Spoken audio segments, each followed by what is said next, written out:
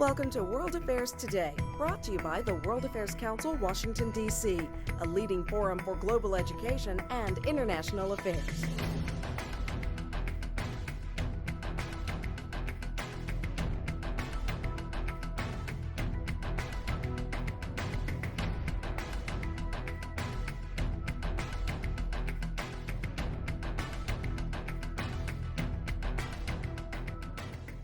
Good evening, and welcome to the World Affairs Council, Washington, D.C.'s World Affairs Today program. I'm Heidi Shoup, President of the Council, and it is my pleasure to welcome you here this evening to the law offices of Winston Strawn in Washington, D.C.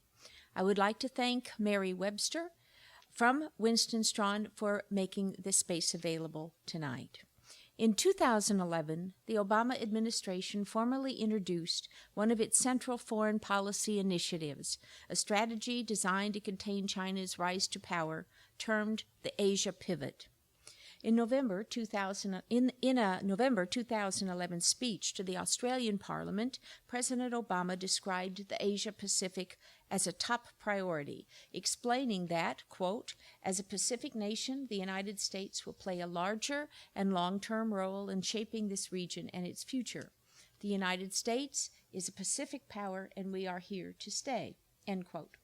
Since then, on the foreign policy scene, a number of events have taken public focus off the pivot, particularly events in the Middle East, Syria, the killing of a U.S. ambassador in Libya, a coup, officially not a coup, in Egypt, and much more.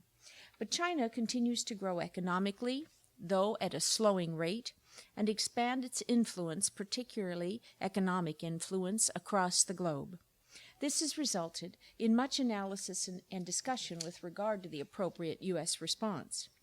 In recent months, the Council has hosted a number of speakers who addressed U.S.-Chinese relations as the Council continues to look at this very important relationship. Our guest tonight is Ambassador Chas Freeman, who is uniquely qualified to do just that. Chas Freeman has a distinguished career in the United States Foreign Service for 3 decades. Early in his career, he studied Chinese, and he served as President Nixon's principal interpreter during the president's 1972 visit to China.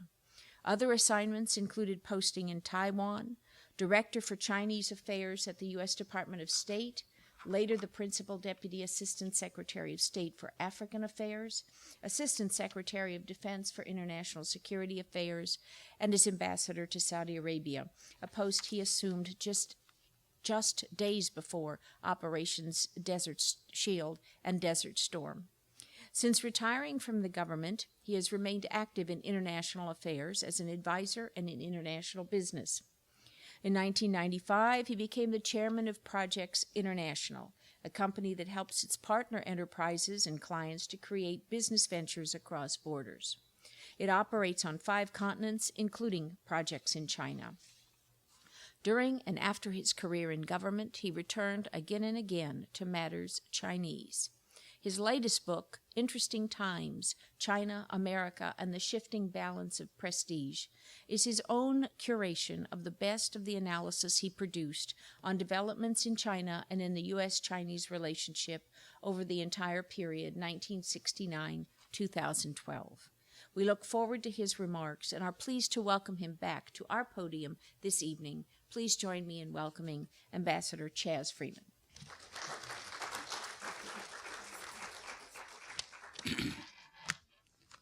It's a pleasure to be here. I'm going to talk tonight about China.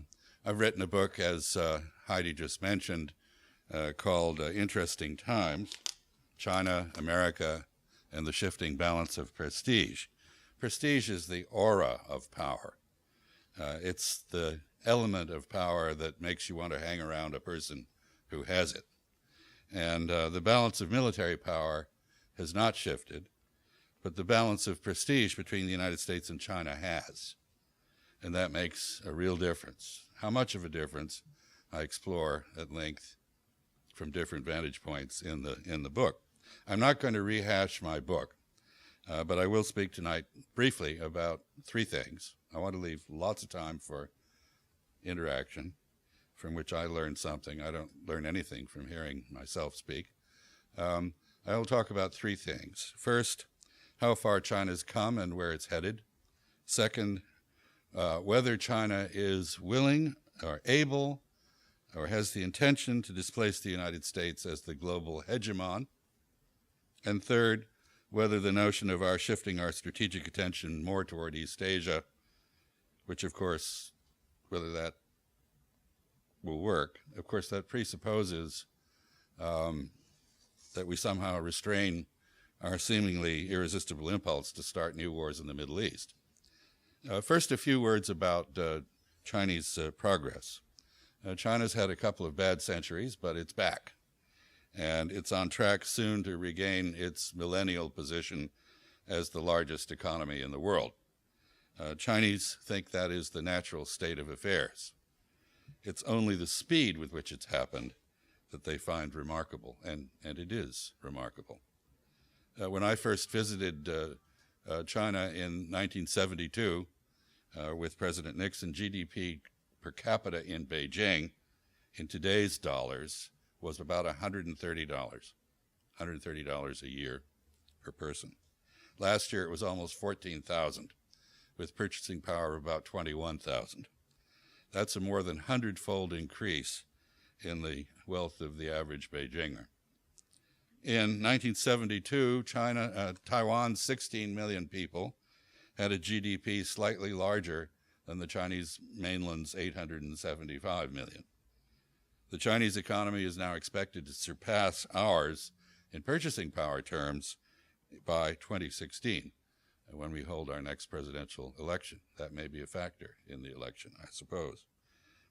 China will almost certainly overtake us in nominal exchange rate terms by the 2021 centennial of the founding of the Chinese Communist Party. Not so long ago, the economists predicted that that would happen in 2018. But as Heidi said, growth rates both here and in China have fallen, and therefore, presumably, this needs to be recalculated. In 1972, China's worldwide imports and exports came to a grand total of $6.3 billion, including U.S.-China trade of $95 million. Last year, China's trade in goods and services, in goods alone, not including services, was $3.9 trillion. U.S.-China trade in goods and services came to $536 billion. There was no investment by either country in the other in 1972. Now there's investment by American companies everywhere in China. Our states and localities are pushing for some sort of open door policy for Chinese investment in our country, in the United States. A Chinese company is about to bring home the U.S. bacon and the Smithfield ham with it. And with it, I believe, better standards of consumer safety for consumers in China.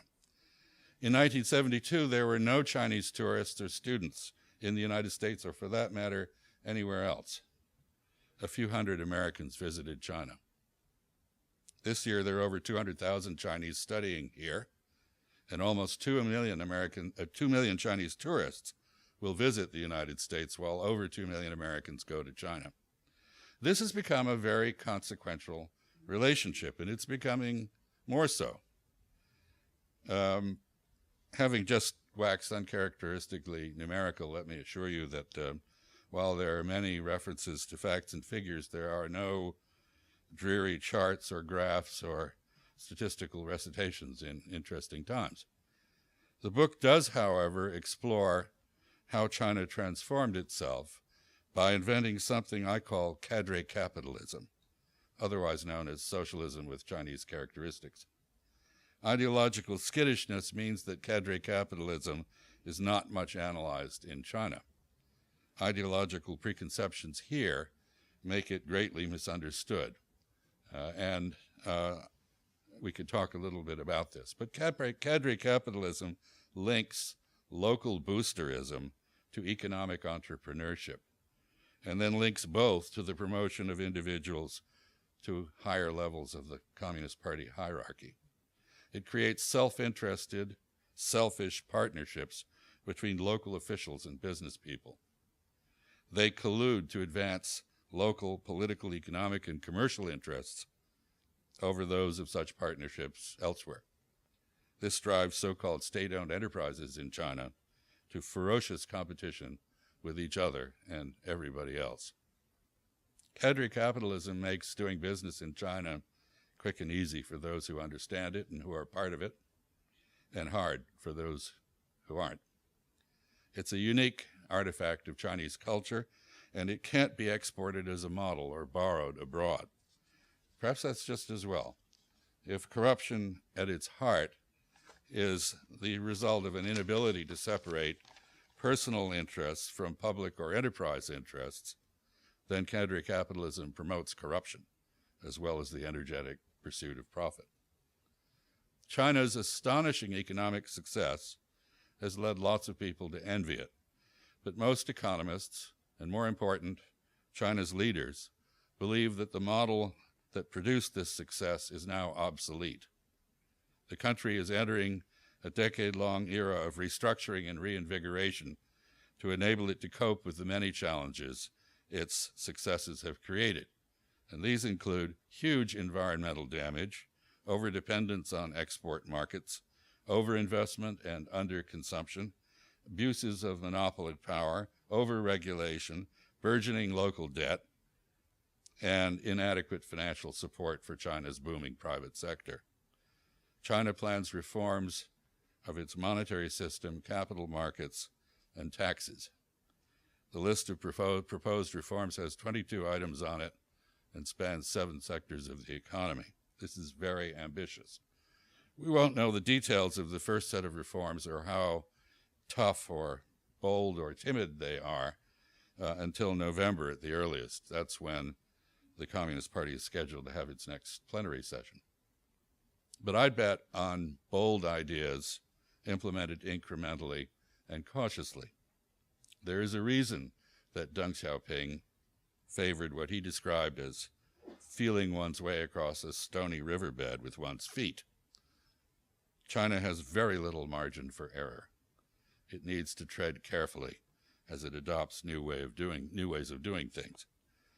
China's leaders are haunted by their country's horrifying history of pestilence, severe famine, and violent subjugation by foreigners.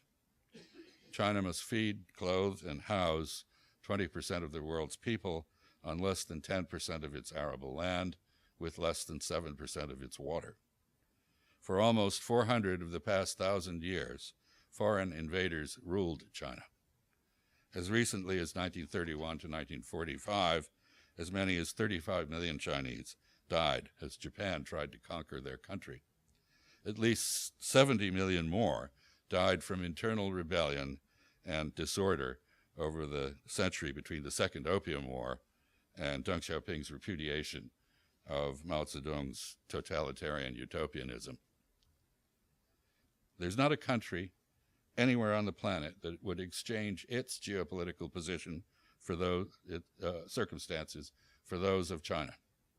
China shares land borders with 14 countries, including some very tough customers, like Afghans, Indians, Koreans, Mongols, Pakistanis, Russians, and Vietnamese.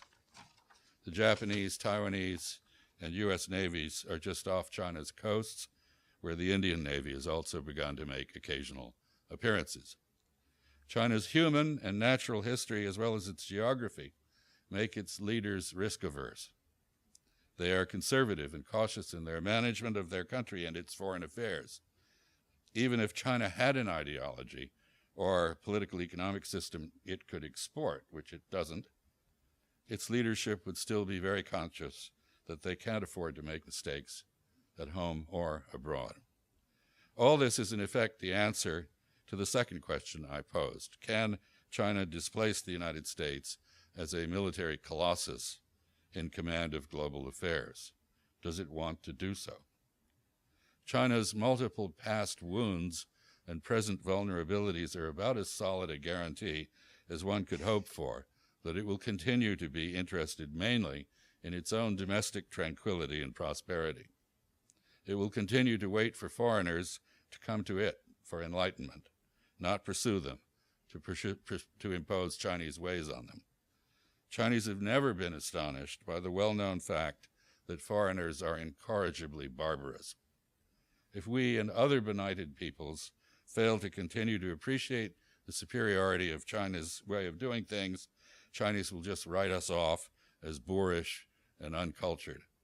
They'll shake their heads in disbelief at the ignorance and poor judgment that make us foreign and go on about their own business. This brings me at last to the so-called pivot, the proposed rotation of American forces and shift of foreign policy attention to East Asia from points west. The first thing our government tells us about the pivot is that it's not about China. Of course it's not about China, except when it is, or when there are no Chinese in the room to hear us try to figure out how we can turn our attention to the Indo-Pacific while simultaneously bombing Syria and or Iran and continuing our crusade against militant Islam. Strangely, we're having trouble convincing others in Asia that we're really going to drop everything everywhere else to help them balance China's rising wealth and power, not just now, but for the long haul. We're also having trouble convincing those silly Chinese that despite everything we're doing, it's not our intention to remain in position to assault them from their own near seas or to keep them from having much say about what happens in their neighborhood. They just don't seem to appreciate that we feel threatened by their belated attempts to complicate and frustrate foreign attack and undermine our omnipotence. So we demand that China swear off all acts that undercut our ability to overwhelm it. We, not China, properly call the shots in East Asia. And to underscore this point, we now propose to build a Trans-Pacific Free Trade Zone that excludes China, even though it is every Asian and Pacific country's largest trading partner. The trouble with foreign affairs, I guess, is that it involves foreigners who are by nature inscrutable and inexplicably disinclined to recognize our inherent benevolence as Americans. The Chinese and others just need to understand that we Americans have no choice. There's no one else who can do what we can. So we must pivot to the East. God is on the side of the big economies, and that's where they're beginning to be, and that's where China is too. So we need to deploy our military to do something about all this, even if it's not exactly clear what economic problems an American military buildup might solve, other than keeping our defense expenditures up as our allies keep theirs down. But military buildups are as American as the Colt revolver and the Lone Ranger, and so redeploy we must. The problem is, I guess, that China may be on the verge of developing an autistic government with a bloated military budget, a bad habit of exempting itself from international norms, and a preference for applying coercion rather than diplomacy to those who annoy it. Perhaps in time, China will even develop some sort of ideology it can seek to impose on others with the fervor of a gang of Jehovah's Witnesses or democracy promoters. Some might say that our problem really boils down to a well-founded fear that China may become more like us.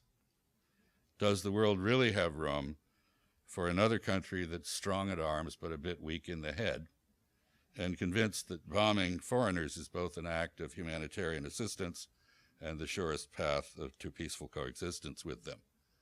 We seem to doubt that. Americans who are nostalgic about the Cold War and eager to reenact it look forward to China mirroring us to become a true peer competitor. I see you in the audience, those of you who are lost to return to the good old days. Just think, a China that modeled itself on America would justify sustaining our own bloated military budget, cure our enemy deprivation syndrome, and return us to the welcome simplicities of some sort of bipolar struggle for global dominance. For the leprechauns of the military-industrial complex, such a China is the pot of gold at the end of the congressional rainbow. So we propose to swing our military away from West Asia, that is the Middle East, and rebalance it to East Asia. somehow, China's bankers, unlike its military, seem curiously relaxed about this possibility. Perhaps it's because they own so much American debt. They can't help noticing that we have a budget problem we are addressing by mindless disinvestment, cutting everything equally so as to avoid having to make choices or set priorities. If the United States can't prepare itself for the future, make choices, or set priorities at home, why worry about it doing so abroad? As long as there's an Israel lobby to set Washington's foreign policy priorities for it, what's the real chance that China, as opposed to angry Arabs or militant Muslims, will become enemy number one for Americans? And if China does deserve, if Asia does deserve more attention because it's becoming the world's economic center of gravity, will a militaristic pivot affect that reality or just waste money? So the best bet in Beijing, like the worst fear of the military-industrial complex here, is that America's pivot will turn out to be just another blast of boastful babble from the Beltway bubbles bureaucrats and their bloviating bosses. Of course, the People's Liberation Army can't be sure about that, so it will prepare for the worst. What this means is that China's ability to fend us off will improve, even if our ability to bludgeon it into submission doesn't. This is how wasteful arms races are born. This time around, the competition is with a country that does seem to know how to set priorities and whose economy is about to be bigger than ours. Think about it. Despite our unmatched military capabilities, the pivot strikes most America watchers in China as too clever by half. More, to use the military technical term, more self-licking ice cream cone than military menace. I suspect they're correct. Most likely, the pivot will turn out in the end to have been part pirouette, part bluff, and part fiscal fizzle. That's too bad. It is entirely appropriate for the United States to pay more attention to East Asia, including to shifting military balances there. These involve more than a return of China to its pre-modern weight in regional affairs. Since 1945, Japan has achieved wealth, international respect, and an unsung but formidable self-defense capability. It has been followed on this path by the southern half of Korea, by India, and by most of the ASEAN nations. Countries like Singapore punch above their weight internationally. And as Americans and Chinese have both learned, Vietnam is no pushover. It's true that China is now rising, but there is no vacuum along its borders. The task before us is not to build a military Great Wall on China's east and south, but to facilitate graceful adjustment by China's smaller neighbors to its renewed prosperity and military vigor, and by China to their wealth, power, and sovereign independence. This task makes a robust American presence in the region desirable for some time to come. But adjustment to regional realities will not be advanced by U.S. policies that obviate the responsibility of Asian nations to mount their own effective efforts at self-defense, or that discourage their establishment of mutually respectful relationships with China, India, and other regional powers. If China's behavior stimulates its neighbors to come together to limit its influence, that's a problem for China, not one for us. Still less a reason to expand our military presence in Asia. 41 years ago, President Nixon reopened relations with China and inadvertently catalyzed China's return to wealth and power. Perhaps a word from the master is in order.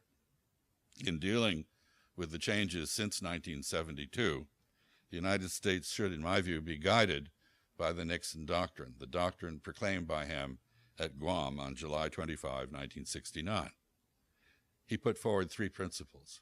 First, the United States will keep all of its treaty commitments. Second, we shall provide a shield If a nuclear power threatens the freedom of a nation allied with us, or of a nation whose survival we consider vital to our own security. Third, in cases involving other types of aggression, we shall furnish military and economic assistance when requested in accordance with our treaty commitments. But we shall look to the nation directly threatened to assume the primary responsibility of providing the manpower for its defense. This was sound policy then, and it's sound policy now. I'd only add that for the United States to meet the economic challenge of a rising competitive Asia, we need policies that leverage Asian prosperity to the benefit of our own. If we try to divide Asia to suit our geopolitical convenience, instead of accepting, accommodating, and buttressing its new balances of power, we will end by dividing Asia from ourselves. That would undercut both our prosperity and our global and regional influence. It would also necessitate an even higher level of defense spending than the unaffordable one we now have.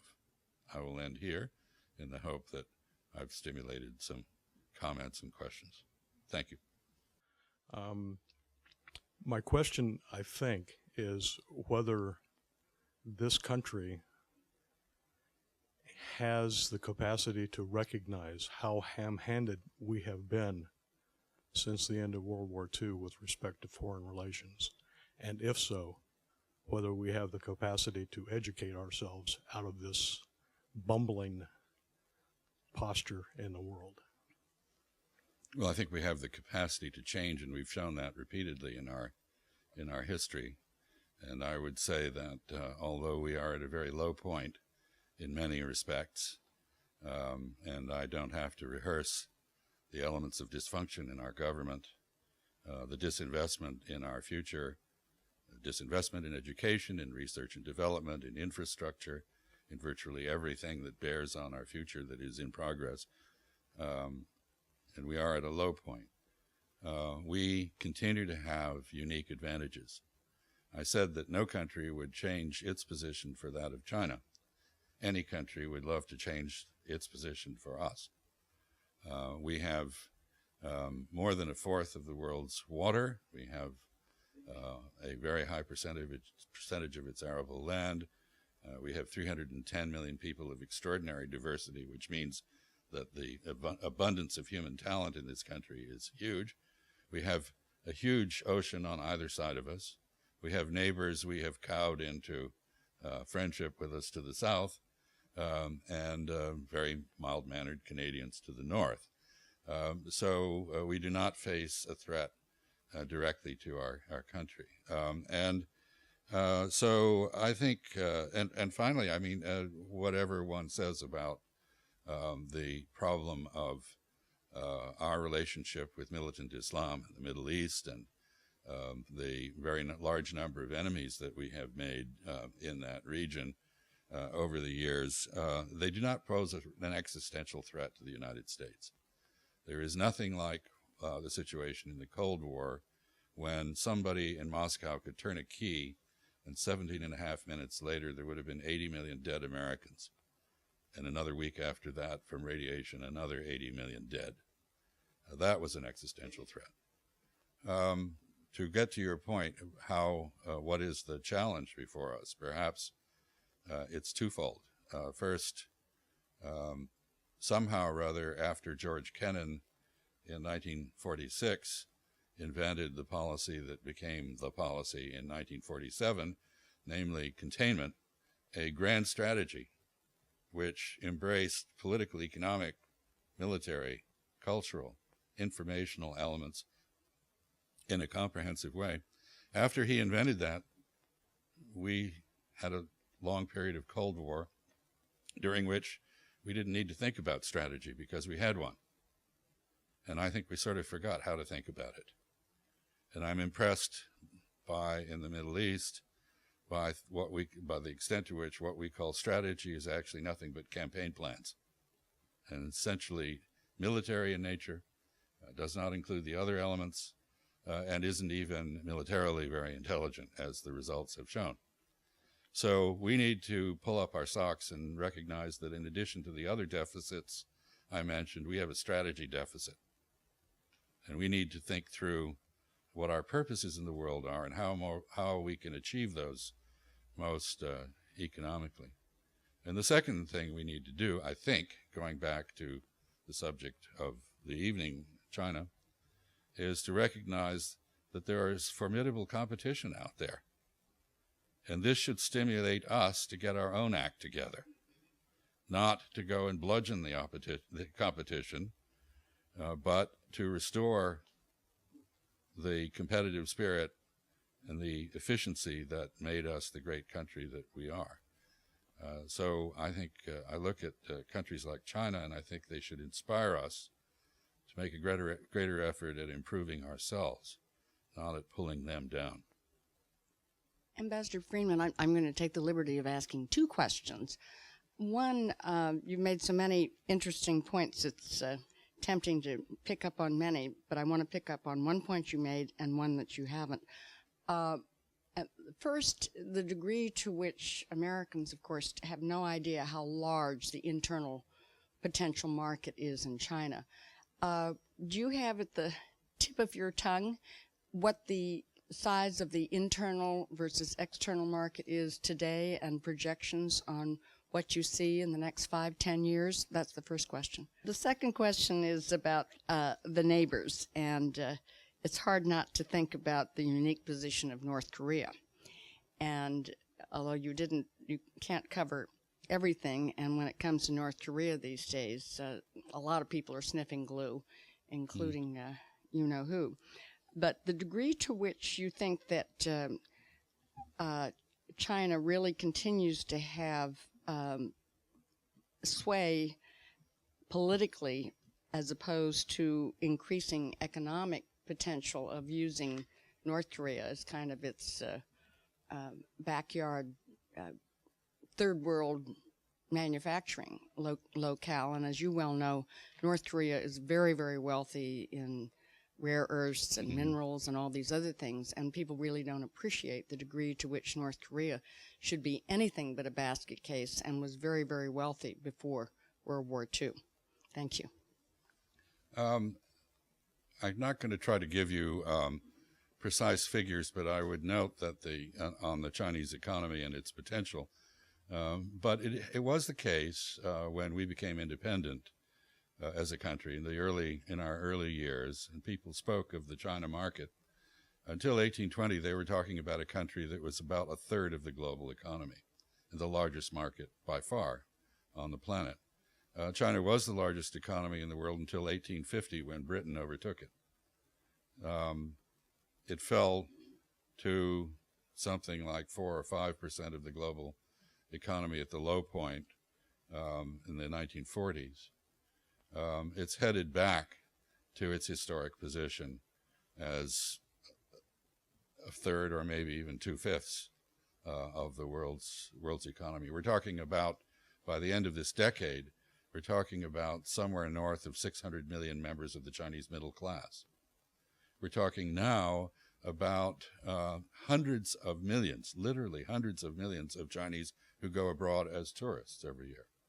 A lot of them, most of them don't come here because they find our immigration procedures arcane and unwelcoming, and we are starting to improve that, as I indicated.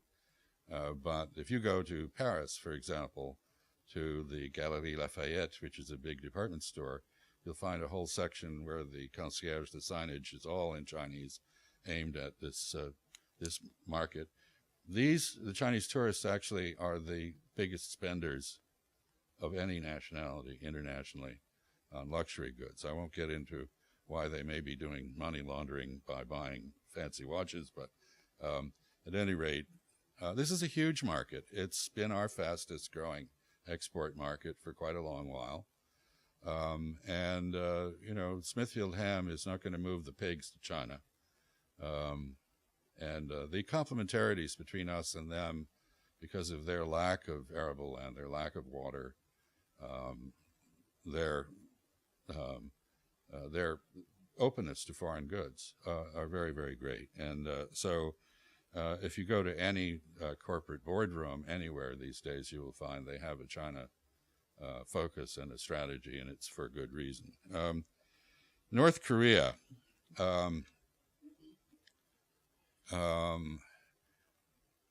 I won't get into Dennis Rodman, but North Korea is it started out as from the Chinese perspective, as a buffer state. That is, you remember that MacArthur was fired because he kept talking about going into China from Korea. And historically, it was an invasion route, both from China toward Japan and the other way.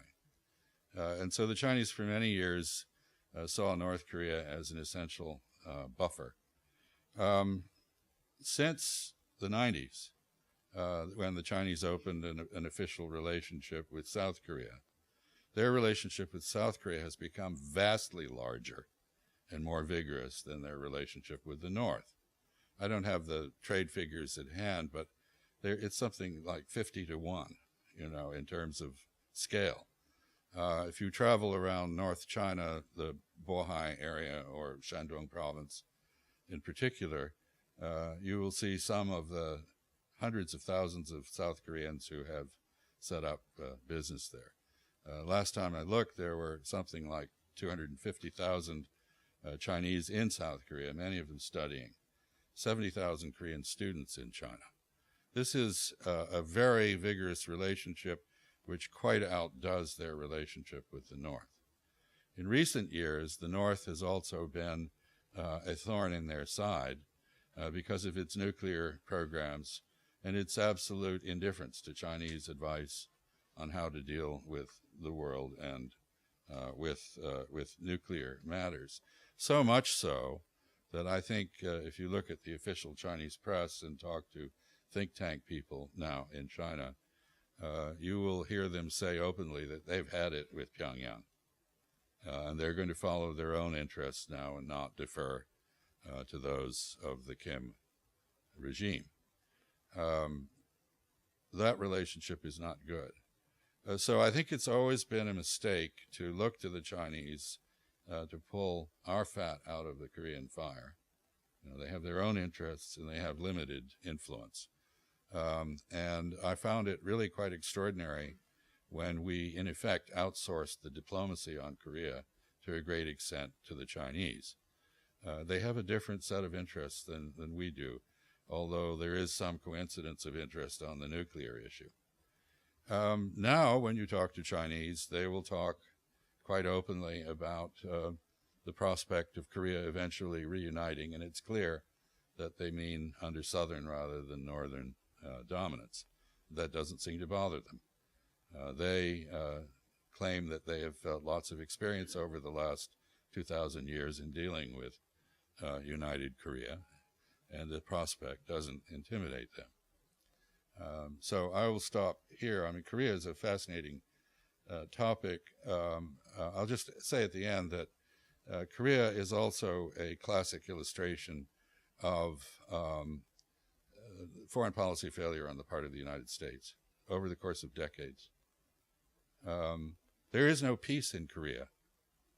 There was an armistice negotiated in 1954, which was supposed to be an interim arrangement until there was a peace worked out. We have not been interested in a peace treaty in Korea. We have an almost entirely military approach to North Korea. Our sanctions on North Korea, which are extreme, if anything, prove that sanctions buttress totalitarian regimes rather than bring them down, as the example of Cuba perhaps does as well, as the example of Iran may do too.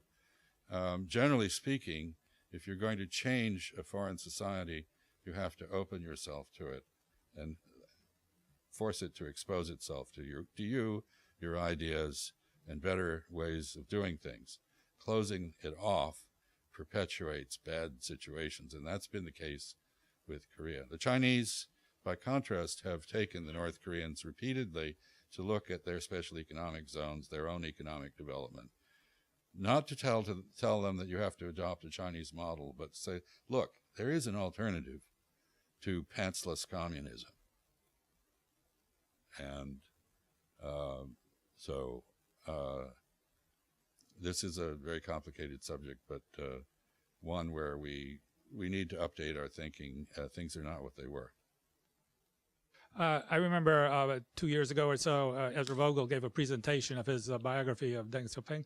I believe you were present there, and it was people were reminiscing on this period of several decades now where close personal ties have formed between the elites in China and the U.S. Or if you think of figures like Hank Paulson, Right. would be a good example. And you've been right in the center of that from the very beginning on that original trip.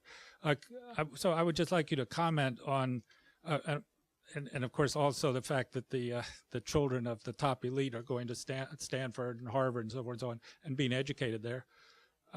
Could you comment on what role that factor plays, these close personal ties with Deng's children, grandchildren, and so forth, in the possible development of U.S.-China relations? Thank you. Well, I'm glad you brought that up. First of all, I would say to anyone who hasn't read Professor Vogel's book, Deng Xiaoping, you should. It's first rate. And I say that not simply because he gave me a very nice review in China Quarterly this month of the book that, Interesting Times, that is the occasion for this evening's meeting. I think it makes a tremendous amount of difference. Xi Jinping, who is now the chairman of the Chinese Communist Party and president of China, spent some time on an exchange in Iowa. And I think that made a deep impression on him. And I noticed when he came here, for the first time, a Chinese leader spoke in an informal manner with anecdotes in the speeches and very much in a style that suited communication with an American audience. I think that reflected the impact on him of his experience, but it also reflected the fact that probably 1 million Chinese have now studied in the United States, including, as you say, many members of the elite. His own child is at Harvard. This does lead to much better understanding on the part of Chinese of the United States. President Obama has declared an objective of having 100,000 American students in China. I don't think much is being done about that. I wish more were being done, because I think we are in some ways as insular as the Chinese, maybe more so in some respects, and we could benefit from making the sort of effort to learn about them that they have made to learn about us. Just a final comment on this and the importance of cultural exchange, education, and the like.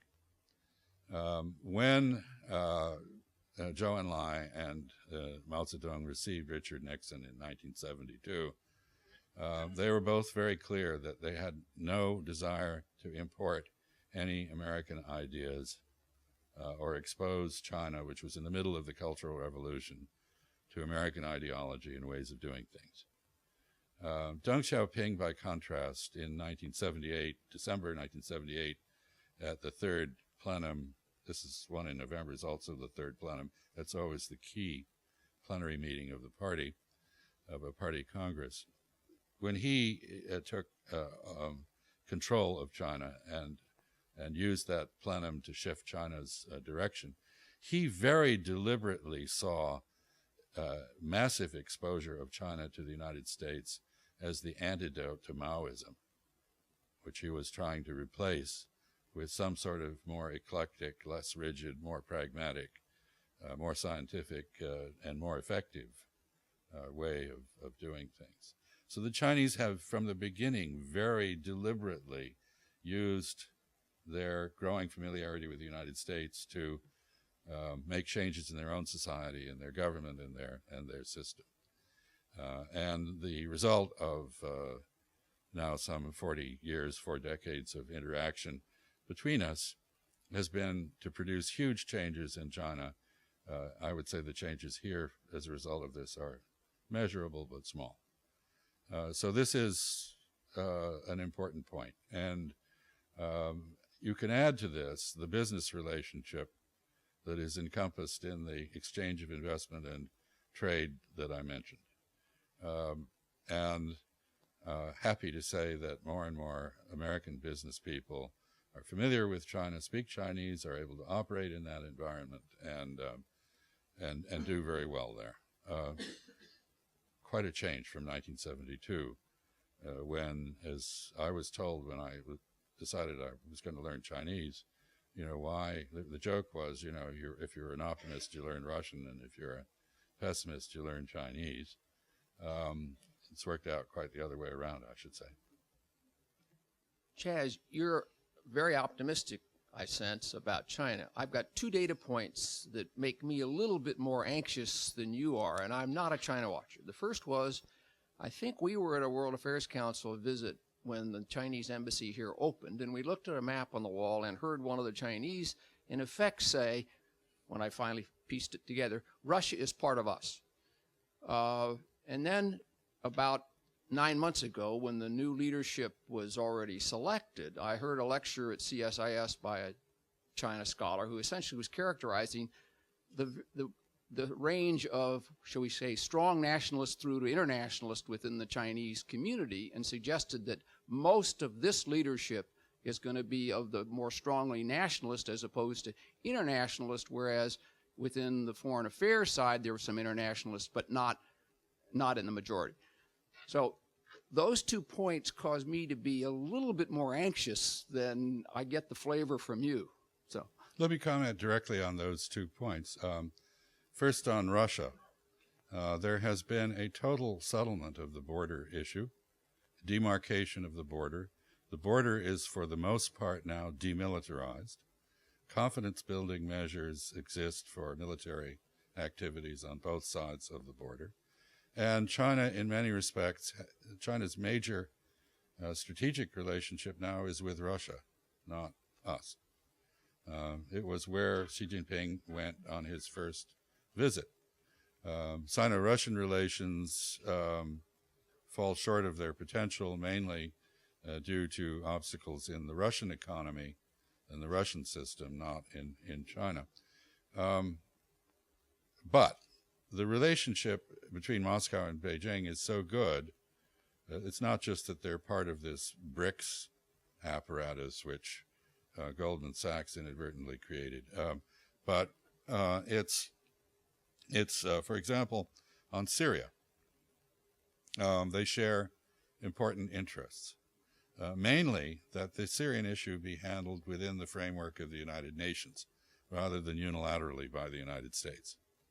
And that the Libyan precedent of a UN resolution authorizing some vague use of force, which is subsequently stretched into an overt campaign for regime change, not be applied in Syria. Beyond that, the Chinese really don't have concrete interests in Syria, but they see it as an order-setting issue, and they are on the same side as the Russians on that. And I think that illustrates I would say that if you heard that sort of thing, you were hearing an historical discussion that's over. I would just say also that in 1973, when I had my first contact with the Chinese military, they had a notion of World War III, which was very interesting, and they had actually a diorama, a sort of thing that displayed this concept. World War III, they thought, would begin with a Soviet attack on China. The first 10 years of the war would be fought inside China. This is why all of their nuclear weapons were then targeted on their own territory, because they expected Russian forces, like the Japanese, to be deep in China. The second 10 years of the 30-year war would be fought in Eurasia, and the third decade would be in Europe. And they would end up with forces on the Finnish frontier. But this was a defensive concept, and it was representative of Chairman Mao's thinking, which in some respects was brilliant and in some respects quite mad. Anyway, Russia, I think, is an historical issue that has lost its saliency, unlike Japan, which is very much an issue of the moment. Chinese nationalism, just to comment on that, if you're Xi Jinping and you're taking on large state enterprises, big, wealthy employers with a lot of political clout and lobbyists behind them, you want to wrap yourself in the flag. That's how you gain the political authority to take on the task of economic reform. So I find it not at all surprising that in the early period of Xi Jinping's term, he should, and those around him should, emphasize nationalist themes. It's also the case that whereas Chinese, all polling shows Chinese are very happy and quite satisfied with their system at the national level. They have serious issues with local officials. But they are almost 90% satisfied. We're down in the 20% range now. And their government is not, as our Congress, is less popular than HIV or malaria. Their apparatus is quite respected and popular. But it is true that Marxist ideology, which once inspired which was once a source of legitimacy, no longer plays that role. The Chinese Communist Party won a civil war in 1949. That was a long time ago. It rules under that mandate. It does not have an ideology that it has been able to articulate, which is one reason it can't attempt to impose it on other people. But what has replaced Marxist ideology as a source of legitimacy is two things. One is economic progress. Life is getting better. The party delivers results. That's always good for politicians. And the other is nationalism. The party stands for a strong China that will not be pushed around internationally by anybody and will defend China's interests, including its borders, as it sees them. And so far it's done that without the use of force in the case of the Philippines, for example, or the Senkakus, which shows that the leadership does have some grasp of how far to go and when to stop. So I'm really not that concerned. I don't think China's unique in having a strong strain of nationalism. I've noticed one here from time to time. You remember freedom fries and that sort of thing. So we're all capable of getting emotional about what we perceive to be challenges to our dignity and the respect due us as a great country. China's no exception, but it's no less manageable than others, to my mind. How do you react to socioeconomic problems in China, such as the disparity between populations of genders, and secondly, the increased or ever-present increasing demand for new jobs in the multi-million per year category? If you could comment on that. Thank you. Well, the Chinese, like the Indians, have a gender imbalance because of female infanticide and the one-child policy and a strong preference for male children. So my advice to the Chinese is look at the Supreme Court's decision on gay marriage and draw the appropriate conclusion because there aren't going to be enough women to go around. With respect to jobs, actually the interesting thing that's happening is that there's now a labor shortage in China. Wages are being bid up. And Chinese companies and Sino-foreign joint ventures are relocating the labor-intensive, low-cost businesses to places like Bangladesh, Vietnam, and so forth. So exactly what happened in an earlier era with Japan, with Taiwan, where the sort of the high-tech industry stays home, but the lower tech industry gets exported through investment in the region, thus raising the rest of the region. This is going on, and China is at the center of it. And there is a saying which I don't agree with, and that is that China will grow old before it grows rich. I think that is not true. And it's not true for several reasons. One is that a declining workforce, in terms of numbers, if the right capital inputs are applied, actually leads to rising wealth. You need fewer, you're more productive, you need fewer people to produce the same amount of goods and services. That's certainly been our experience. Second reason I don't believe that is correct is that there is a technological revolution going on in manufacturing, which is quite equivalent to what went on in agriculture earlier. In the 19th century, 85% of Americans lived on the farm. And now 1/2% farm and produce enough food, not just for the United States, but for much of the world. So how did that happen? That was an application of capital and technology to farming. Same thing's happening with robotics in manufacturing now. Employment is less and less because more and more jobs are done. Jobs that are rote jobs are done with machines. Aristotle said 2,500 years ago that when the loom weaves by itself, man will be free. Free to watch bad television programs, I suppose. But I think, in fact, this technological revolution is coming along at just the moment to save China from that particular trap.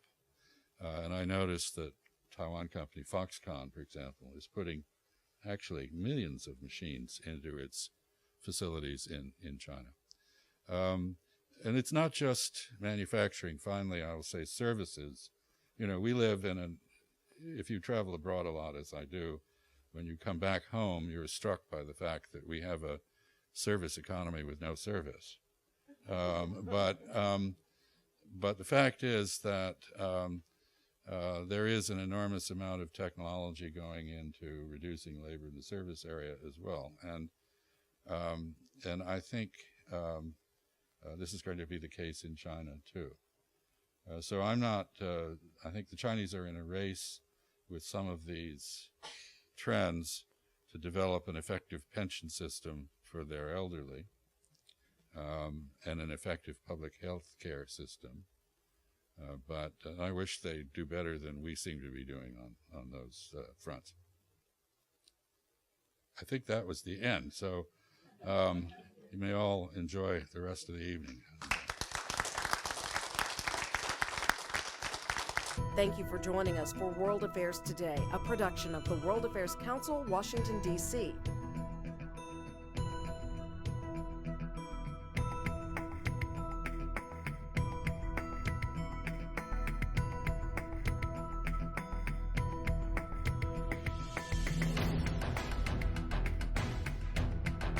Stay connected with us at www.worldaffairstoday.org.